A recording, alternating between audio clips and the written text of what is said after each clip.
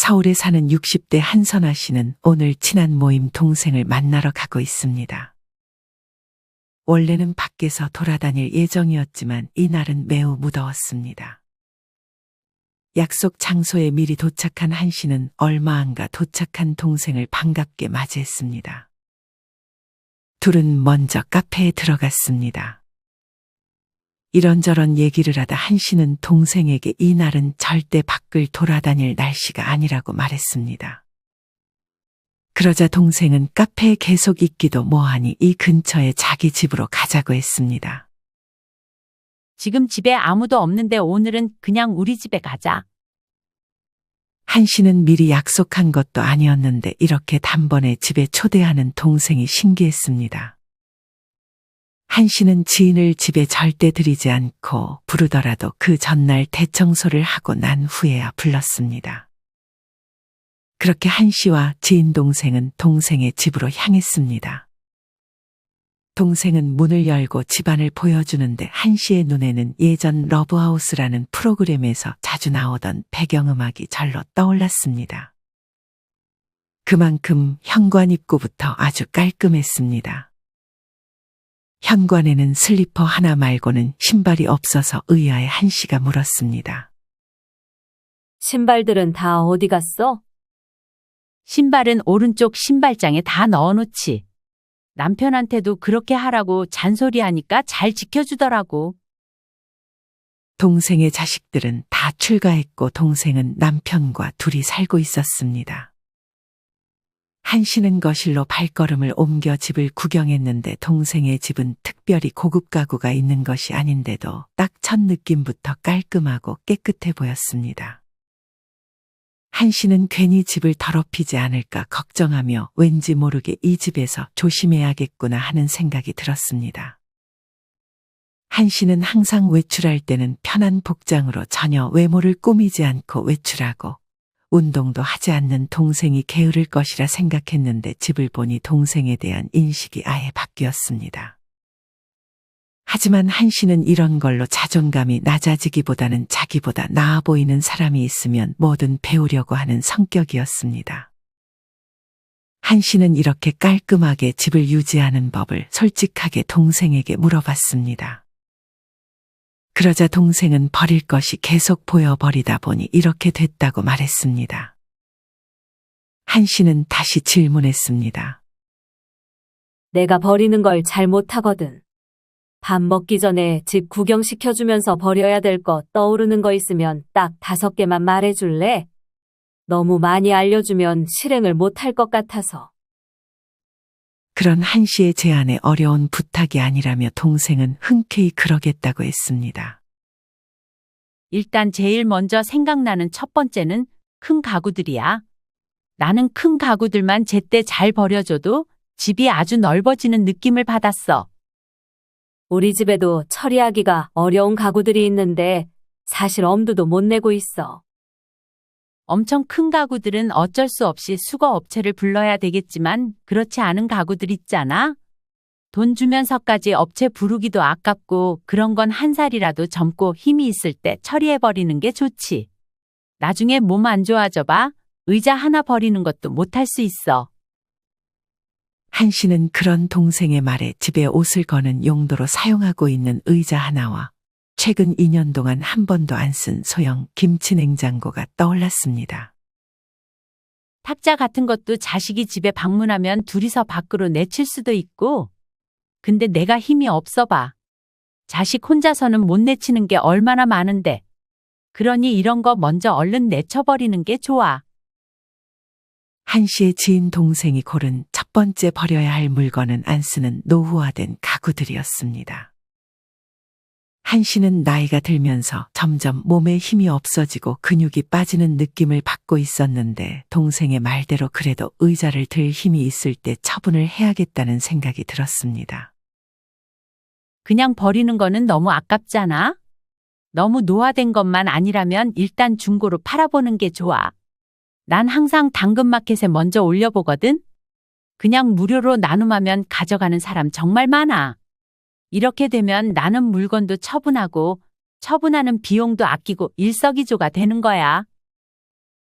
한 씨는 부지런한 동생이 다시 한번 다르게 보였습니다. 사실 많은 분들이 이렇게 어딘가에 중고로 올리는 것도 귀찮아서 안 하는 경우가 많습니다. 하지만 이런 것은 처음 딱 한 번이 어렵습니다. 한 번만 해보면 정말 간단해서 이걸 왜 진작 하지 못했나 하는 생각이 들 것입니다. 유튜브에 당근마켓에 물건 올리는 법이라고 검색해 본 후 아주 천천히 따라해 보시고 집에 있는 필요 없는 물건 딱 하나만이라도 처분해 보셨으면 좋겠습니다.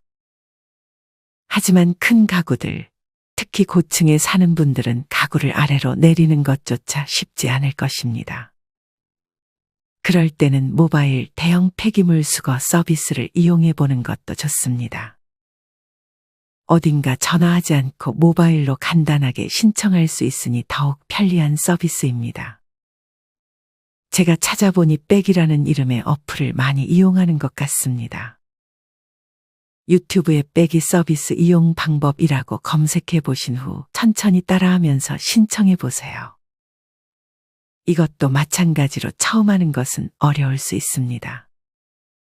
만약에 막히면 자식들이나 동생들에게 부탁해서 이용해 보셔도 좋을 것 같습니다. 동생은 다음으로 한 씨를 주방 옆에 있던 작은 방으로 데려갔습니다. 여기도 완전 깔끔하네. 여기는 뭘로 쓰려고? 남편 서재 하나 만들어주려고. 원래 이 방은 우리 엄마가 쓰던 방인데 최근에 싹 정리했어.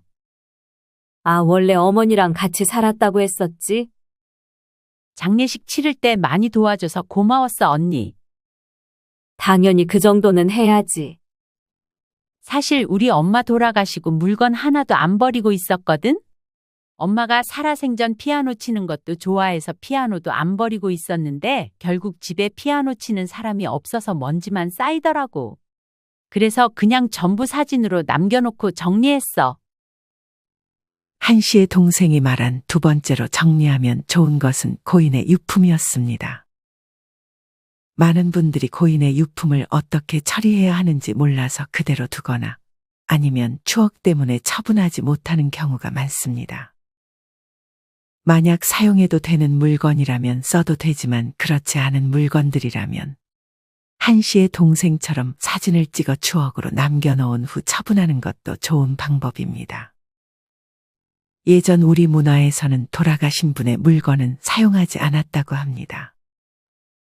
사람이 세상을 떠나면 그 사람이 사용했던 물건을 다 불에 태웠다고 합니다.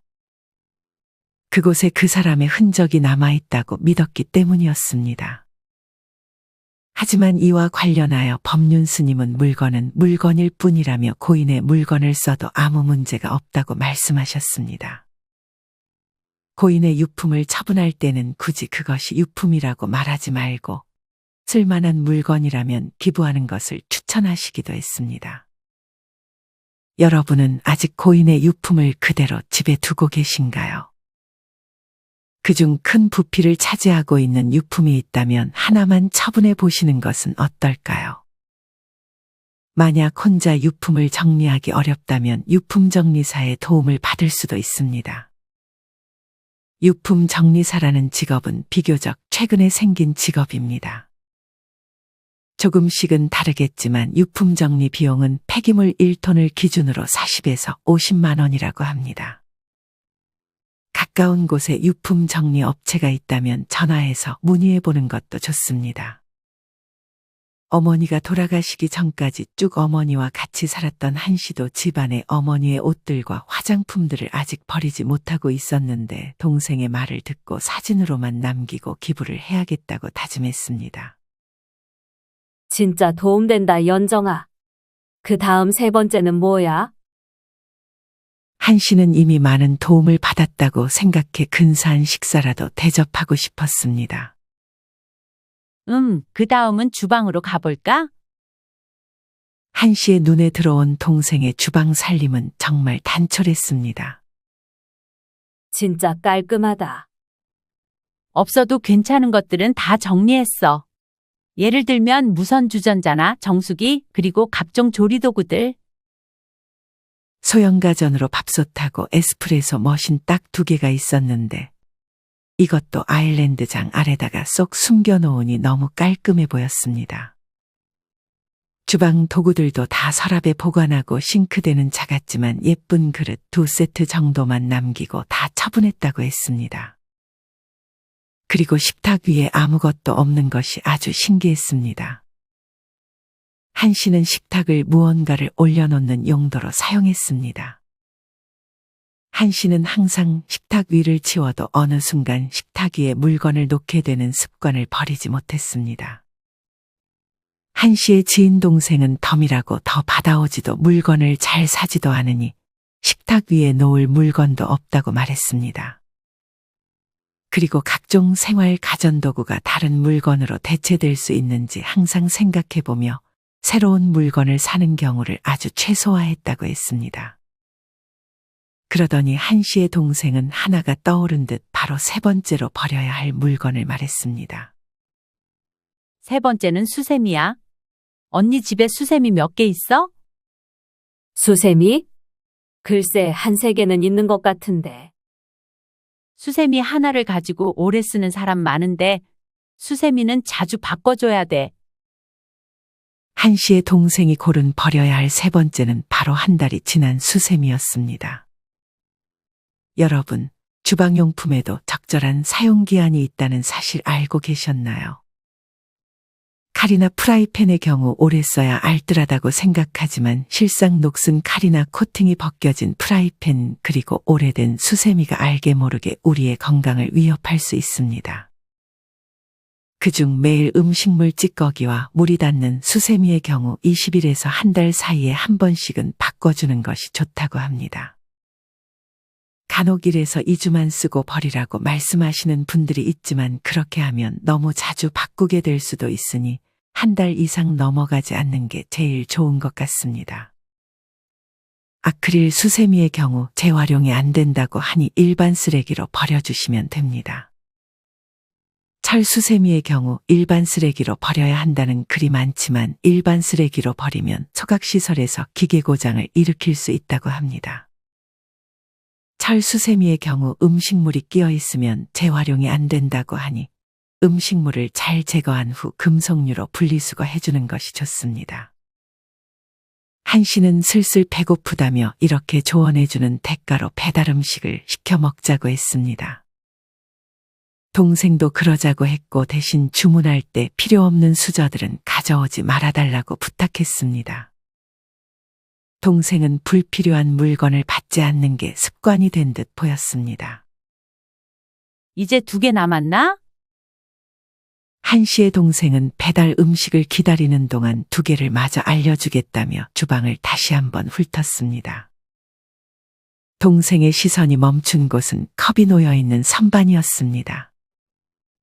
언니 나 예전에 컵 좋아했던 거 알지? 맞아. 너 예전에 이쁜 컵만 보면 하나씩 사고 했었잖아. 다른 건 몰라도 컵 욕심은 진짜 많았지. 한 씨의 지인 동생은 예전에 어디 놀러 갈 때마다 꼭 컵을 하나씩 사오곤 했습니다. 그래서 무슨 장식품 모으는 컵 콜렉터가 되어갔습니다. 그렇게 산 컵들 다 어디 갔어? 다 중고로 팔았어. 예쁜 컵들은 볼 때 잠깐 기분 좋긴 한데 어차피 내가 자주 쓰는 컵은 1-2개밖에 없어서 하나씩 정리했어. 그중 컵이 예쁜데 컵 자체가 무거워서 잘 안 쓰게 되는 것도 있고 마실 때 자꾸 흘리게 되는 컵도 있어서 영 나한테 안 맞는 것도 많더라고. 그리고 한번 컵 사는 거에 중독되다 보니까 컵만 보면 막 사고 싶어져서 지출 관리에도 도움이 안 되고 아예 그냥 컵 모으는 취미를 없애버렸지. 대단하네. 한 씨는 동생의 절제력에 다시 한번 감탄했습니다. 한 씨가 고른 4번째로 처분해야 할 물건은 쓰지도 않는 컵들이었습니다. 아마 많은 분들이 집에 컵이 여러 개 있지만 그중 내가 자주 쓰는 컵은 몇 개 되지 않을 것입니다. 그 나머지 컵들은 사실상 처분을 하더라도 일상생활에 지장을 주지 않고 선반을 빼곡하게 차지하지도 않게 돼 혹시나 컵이 떨어져 다칠 위험도 줄일 수 있습니다. 사실 컵뿐만 아니라 무언가를 수집하는 취미를 가지고 계신 분들이 많습니다. 어떤 분들은 피규어, 또 어떤 분들은 신발, 어떤 분들은 접시나 숟가락 등 하나의 물건에 꽂혀서 마음에 드는 것들을 자꾸만 사는 분들이 있습니다. 이런 분들은 자신이 수집해 놓은 물품들을 살펴보면서 시간을 보내는 것이 아주 즐거운 일이라고 말합니다. 하지만 여기에 지나치게 빠져 수집을 하다 보면 너무 많은 시간과 돈을 빼앗길 수 있습니다. 이렇게 무언가를 수집하고 나서는 그런 수집물들을 돌보고 정기적으로 청소하고 잘 전시해 놓고 안전하게 관리하는 일까지 우리의 많은 시간과 돈을 빼앗아 가기 마련입니다. 그리고 필요 이상으로 수집을 하게 되면 마치 쓰레기 더미처럼 보이기도 하고 낭비도 심하게 됩니다. 여러분은 어떠신가요? 집에서 필요 이상으로 어떤 물건 하나를 수집하고 계시진 않으신가요? 거기에 너무 빠져버리면 집도 어지러워지고 돈과 시간 모두 낭비될 수 있으니 그 물건을 수집함으로써 나에게 좋은 점이 있는지 잘 생각해 보신 후 만약 그렇지 않다면 처분을 고려해 보시는 것이 좋습니다. 한 씨는 이런 동생의 말을 들으며 정리는 절제력도 참 중요하다는 것을 깨달았습니다. 이제 마지막 하나 남았나? 벌써? 마지막은 뭐가 좋으려나? 한 씨의 동생은 고민하더니 옷장에 들어가 수납장을 열어 보여줬습니다.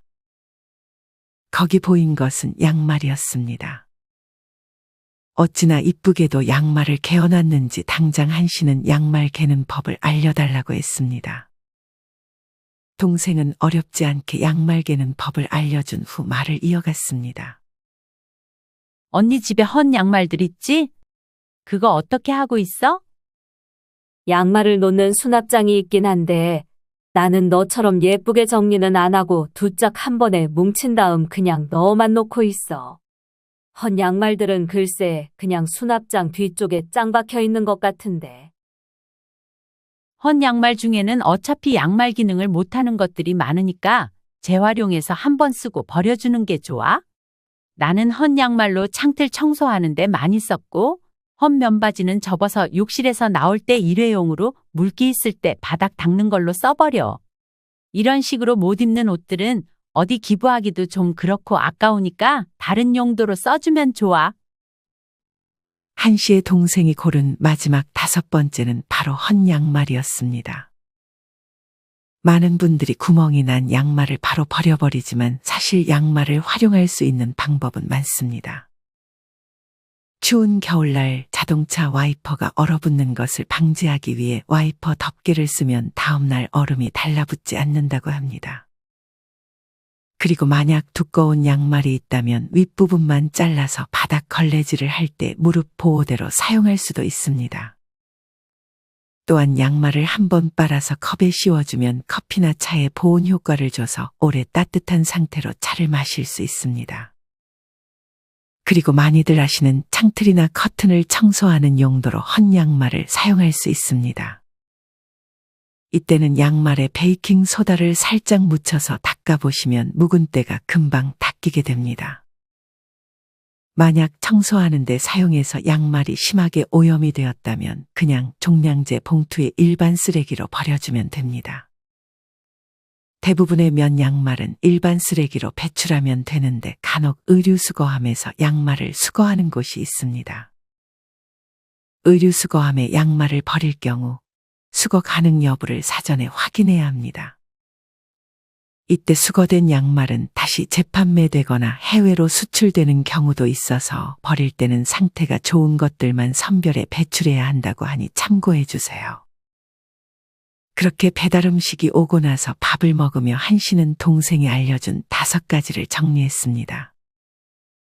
첫째는 자리만 차지하는 가구, 둘째는 유품, 셋째는 한 달 이상 사용한 수세미, 넷째는 예쁘다고 모은 컵, 마지막 5째는 헌 양말이었습니다.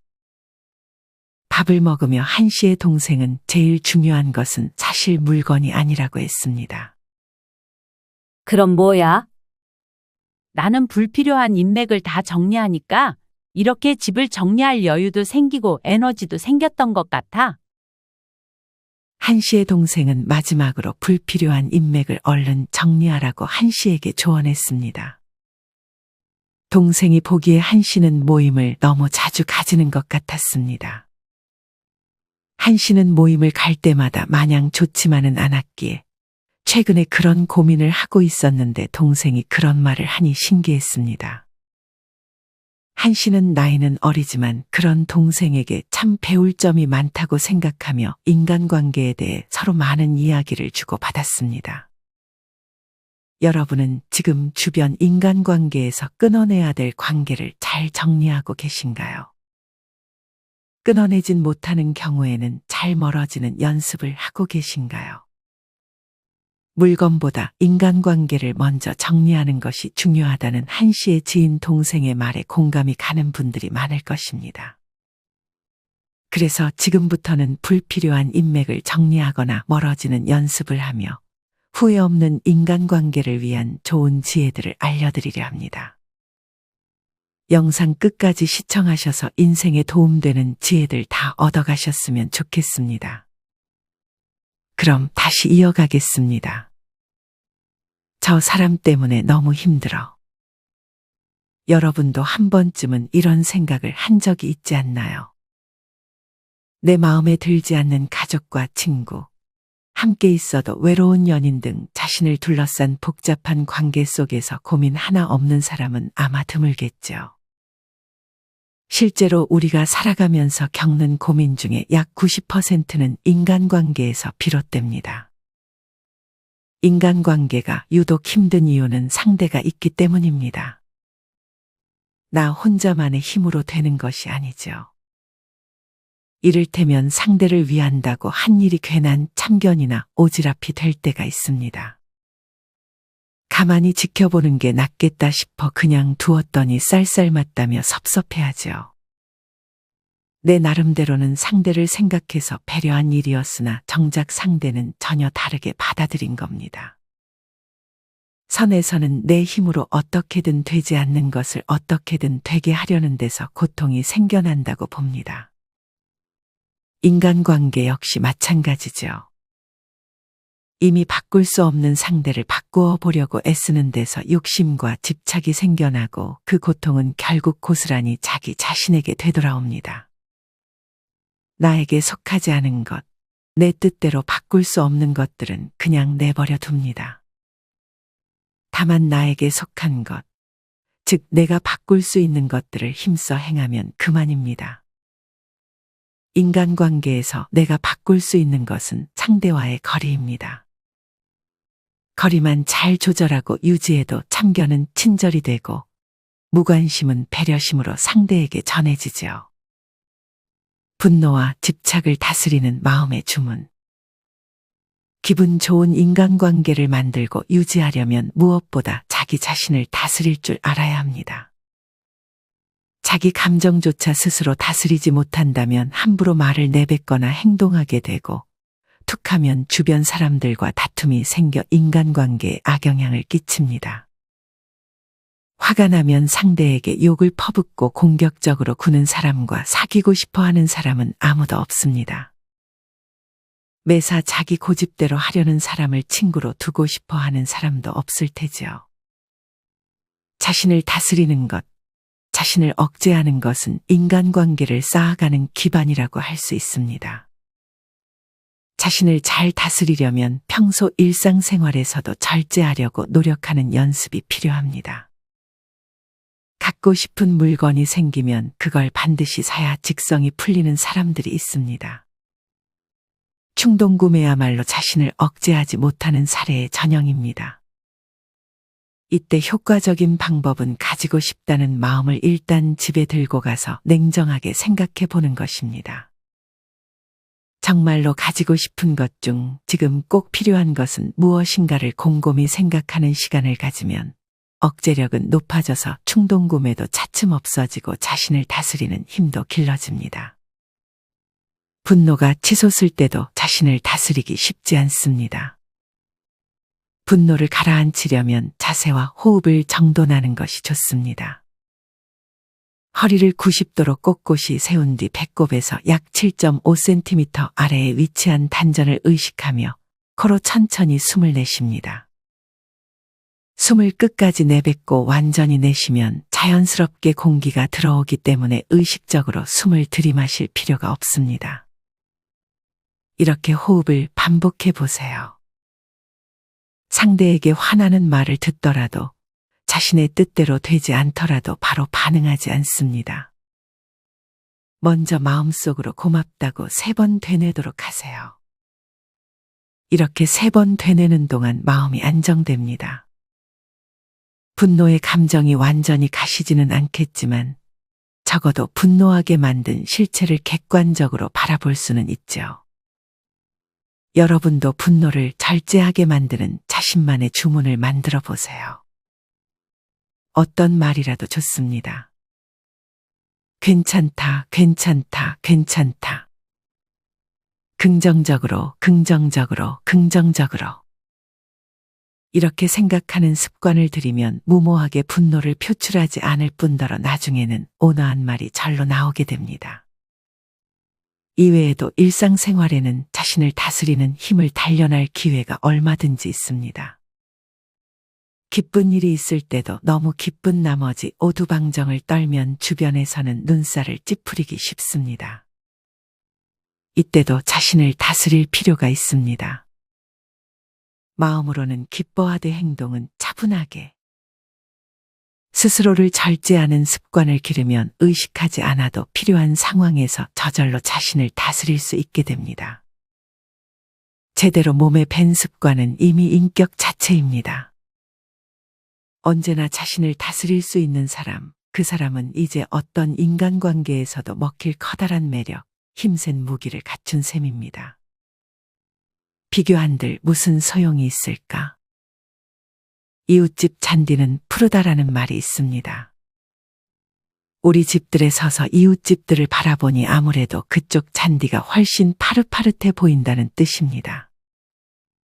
실제로는 똑같은데도 남이 가진 것이 무엇이든 좋게 보인다는 이야기죠. 이것은 선망, 질투, 자기 비하, 자기 부정으로도 이어집니다. 이런 일은 다양한 상황에서 일어납니다. 같은 대학을 졸업했지만 그 친구가 더 좋은 대기업에 취업했다. 나랑 비슷한 외모를 지녔지만 그녀의 애인은 내 애인보다 훨씬 능력이 뛰어나다 등등 비교를 시작하면 끝이 없습니다. 왜 그렇게 될까요? 답은 간단합니다. 비교하기 때문이죠. 자신의 처지나 상황을 타인과 비교하기 때문에 쓸데없는 생각에 사로잡히게 됩니다. 애초에 비교가 무슨 의미일까요? 대우가 좋은 회사에 들어간 친구와 나를 비교하면 내가 받는 대우가 개선될까요? 내 연인과 그녀의 연인을 비교하면 더 좋은 연애를 할 수 있을까요? 답은 하나같이 아니오입니다. 비교한들 나는 조금도 바뀌지 않고 대우나 상황이 나아지지도 않습니다. 선망이나 질투, 자기 비하나 자기 부정 같은 부정적인 생각이 소용돌이쳐서 쓸데없이 괴로워질 뿐입니다. 물론 그런 생각은 인간관계를 성가시게 만들고 일그러뜨리는 원인도 됩니다. 말솜씨는 서툴러도 괜찮다. 유독 남들과 대화하기를 힘들어하는 사람들이 있습니다. 딱히 상대가 싫어서가 아니라 다른 사람과 만나고 이야기하는 상황 자체가 불편하고 어색하기 때문이죠. 누군가와 대화를 할 때 보통 무슨 말해야 하나, 어떻게 대답해야 저 사람이 좋아할까, 이런 말을 하면 분위기를 망치지 않을까 하고 눈치를 살피느라 정작 상대가 하는 말은 놓치는 경우가 많습니다. 사람이 사용하는 의사소통 방법 중에 약 70%를 차지하는 것이 말이라고 합니다. 그래서 그런지 빼어난 말솜씨가 세상살이에 큰 도움이 되는 중요한 능력이라고 여기는 사람들이 많은 듯합니다. 하지만 말솜씨는 서툴러도 괜찮습니다. 말이 많고 언변이 뛰어나다고 해서 반드시 사람을 잘 사귀는 것은 아니니까요. 오히려 말이 너무 많으면 불필요한 말을 꺼내어 원하지 않았던 상황을 겪기도 합니다. 가령 어색한 분위기를 없애보겠다고 농담을 던졌다가 나를 실없는 사람으로 생각하면 어쩌지 하고 뒤늦게 걱정하거나 물어보지도 않은 개인사를 혼자 늘어놓고는 헤어지고 나서 이런 얘기까지 하고 싶진 않았는데라며 후회하는 것처럼 말입니다. 또 상대를 공격하려고 했던 말이 전혀 아닌데 결과적으로 상대의 마음에 상처를 입히고 뜻하지 않은 다툼으로 이어지기도 하죠. 말이라는 것이 그렇습니다. 하고 싶은 말을 바로바로 내뱉으면 하지 않아도 될 말이 늘어납니다. 불필요한 말이 더해질수록 자신의 본래 생각에서 점점 멀어지죠. 그러면 이야기를 하는 쪽이나 듣는 쪽이나 마음이 영 답답하고 불편해집니다. 언제나 중요한 것은 자기 자신. 누구에게도 미움받고 싶지 않다는 것은 지극히 자연스러운 마음일지도 모르겠습니다. 기왕이면 미움받기보다는 사랑받는 쪽이 당연히 좋겠죠. 하지만 다른 사람의 부정적인 평가에 너무 신경을 쓰면 정작 자기 자신의 본래 모습을 잃고 맙니다. 미움받을까봐 상대와 의견이 달라도 말을 꺼내지 못하고 그건 아니라고 생각하면서도 찬성해버립니다. 이런 일이 반복되면 결국 스트레스가 쌓여 인간관계가 갑갑하게 느껴집니다. 내 의지와 상관없이 누군가에게 보조를 맞춰 살아가게 될 테니까요. 언제나 중요한 것은 자기 자신입니다. 여러분이 정말로 걸어가야 할 길은 자신의 인생이지 타인의 인생이 결코 아닙니다. 미움받을 것이 두려워 자신의 본래 마음을 외면하지 마세요. 물론 일부러 미움을 사거나 불필요하게 상대와 대립할 필요는 없습니다. 하지만 단지 상대의 비위를 맞추기 위해 마음에도 없는 칭찬을 한다던가 상대가 잘못한 일인데도 다툼이 커질까 우려되어 흐지부지 넘어간다면 훗날 자신만 더 피곤해질 뿐입니다. 지역 모임 같은 사회적 활동을 하다 보면 다양한 유형의 사람을 만납니다. 이를테면 듣기 좋은 칭찬만 골라 해 비위를 맞추는 아첨꾼, 아무리 곤란한 상황에 처해도 약삭 빠르고 빈틈없이 빠져나가는 처세꾼, 무조건 내 아는 예스맨 등등. 얼핏 보면 능수능란하고 유연하게 인간관계를 쌓는 것처럼 보이지만 어디까지나 임시방편에 지나지 않습니다. 한번 생각해 보세요. 나 자신을 버리고 오로지 상대에게 맞추어야 지속이 가능한 관계라면 과연 그 관계를 건강하다고 볼 수 있을까요? 타협이 아닌 일방적인 희생만을 요구하는 상대라면 그 사람은 나에게 더 나아가 나의 인생의 진실로 필요한 존재일까요? 정말 좋은 사람이라면 상대가 나에게 억지로 맞추고 있다는 사실에 미안해하거나 오히려 불편함을 느낄 것입니다. 서로가 마음 편히 진심으로 대하는 관계야말로 애쓰지 않아도 오래도록 유지할 수 있는 법이니까요. 잠들기 전 30분, 나에게 집중하는 시간. 승려인 저는 매일 선의 가르침에 따라 생활하고 있습니다. 특히 잠들기 전에는 항상 좌선을 통해 어지러운 마음을 정돈하고 온화한 마음을 유지합니다. 좌선을 할 때는 두 손을 깍지 끼고 두 다리를 포갭니다. 그러면 오른손과 오른발, 왼손과 왼발이라는 좌우 구분이 없어지죠. 다시 말해 좌우를 구별하는 분별과 생각이 사라진다는 말입니다. 이리저리 재고 판단하는 생각이 없어지면 마음이 맑아집니다. 선에서는 이를 본래의 자기라고 하죠. 불성이라고도 하는데 달리 표현하자면 마음과 몸이 하나가 되어 자연 속으로 녹아든다고 할 수 있습니다. 시간의 흐름도 의식되지 않고 좌선을 하고 있다는 사실 자체를 잊게 됩니다. 나 자신을 알기 위해서는 스스로를 차분히 들여다보는 시간을 가지는 일이 중요합니다. 오늘 하루 자신이 어떻게 보냈는지 되돌아보는 것이죠. 조금 더 길게는 지난 일주일과 지난 한 달, 더 길게는 지난 1년 동안 자신이 어떻게 살았는지 돌이켜 봅니다. 이를 위해 잠들기 30분 전에 마음을 안정시키는 조용한 시간을 가져보세요. 꼭 좌선이 아니어도 괜찮습니다. 조용한 노래를 들어도 좋고 마음이 차분해지는 향을 피워도 좋습니다. 편안하게 앉아 밤하늘을 바라본다던가 좋아하는 화가의 작품집을 보는 일도 좋겠죠. 무엇이라도 상관없으니 자신이 정말로 기분 좋다고 느낄 만한 일을 하는 겁니다. 이런 시간은 마치 좌선처럼 마음을 평온하고 맑게 해줍니다. 다만 30분 중에서 마지막 5에서 10분 정도는 스스로의 마음을 들여다보는 시간으로 가지도록 하세요. 그날 업무나 인간관계에서 스트레스를 느낀 일이 있었다면 조용히 그 일을 내 마음으로부터 떠나보냅니다. 하루 동안 쌓인 스트레스를 털어내면 몸과 마음의 긴장이 풀리고 집중력이 높아집니다. 그렇기 때문에 짧은 시간 동안이라도 자기 자신을 똑똑히 응시할 수 있죠. 그러면 나라는 사람이 점점 분명해지고 나다움을 잃지 않으며 살아가게 됩니다. 자연을 느끼는 시간을 가져보자. 우리는 누군가와 관계가 틀어지면 어떻게 회복할 수 있을지 고민합니다. 머리를 굴려보지만 이러지도 저러지도 못하고 혼자 끙끙 앓다가 끝나는 경우가 많지요.